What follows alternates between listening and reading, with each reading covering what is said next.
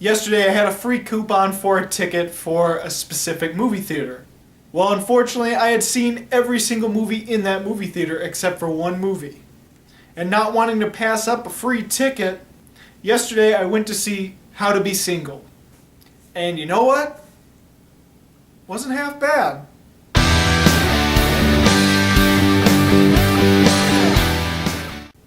So, How to Be Single came out in February, and it is a romantic comedy.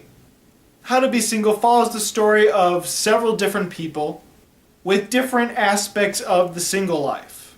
We got Leslie Mann, who delivers babies, who's disgusted with babies, who falls in love with babies and then wants to have a baby. And then while she's pregnant, she starts getting into a relationship with a guy. Rebel Wilson is the party girl that always wants to be single. Anders Holmes is a single guy who just likes hookups and isn't looking for a relationship. But the overall main story is Dakota Johnson's, who wants to find who she is as a person, and so she decides to break it off with her boyfriend or go on break. And so her main story is meant to understand herself as a human being. Of course, all these different stories collide and intermingle with each other, and craziness happens. Now, I really wasn't looking forward to this. I wasn't expecting much with it. I was hoping that maybe it could get a few laughs and not be extremely horrible. Turns out I kind of liked it a little. All the acting was good overall. None of them stuck out to me. All of them had their funny moments and dramatic moments, and they worked well. Now, I definitely laughed a few times during this movie. It wasn't a lot of laughter throughout the movie, but there are key moments that were really funny. Now, most of the things I actually found funny were revealed in the trailer, but thankfully enough, they were more extended and actually funnier than the trailer. Yeah, usually when I find a joke funny in the trailer, it's extended in the actual movie and it feels too long and too awkward. In How to Be Single, the jokes that were extended from the trailer were actually really funny. However, the funniest scene and my favorite scene of the movie was from Alison Brie.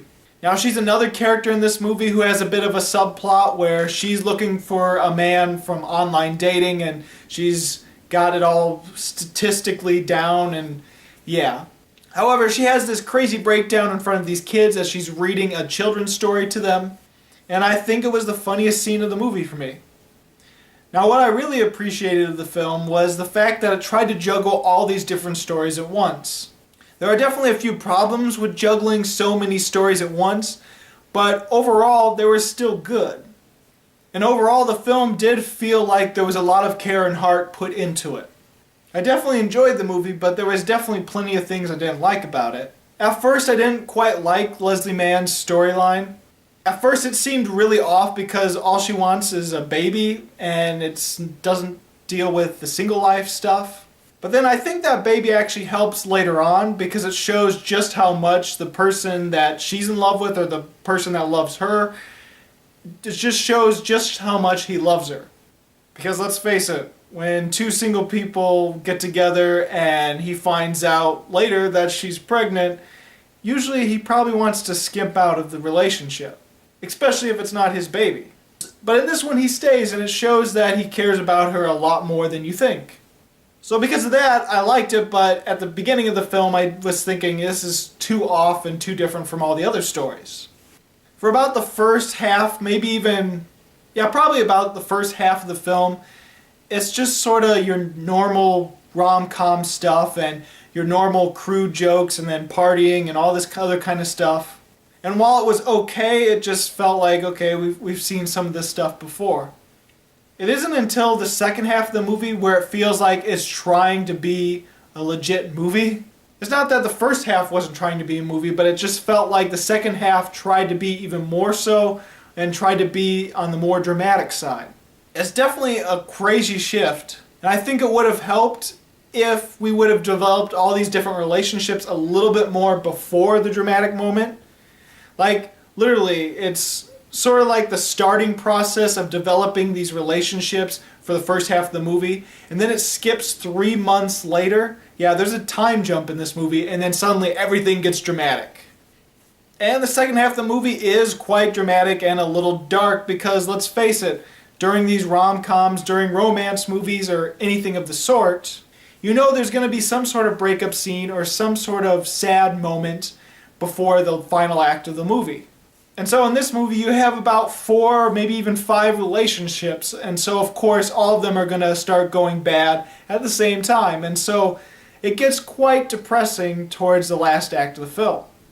While I do appreciate all the different stories it tries to juggle, sometimes it juggles too much and there's not enough points, not enough build up to some of these relationships to actually care on a more deeper level. I definitely appreciate that sometimes where you expect, you know where it's going to go and you're like, okay, it's going to end this way, and then they do the exact opposite.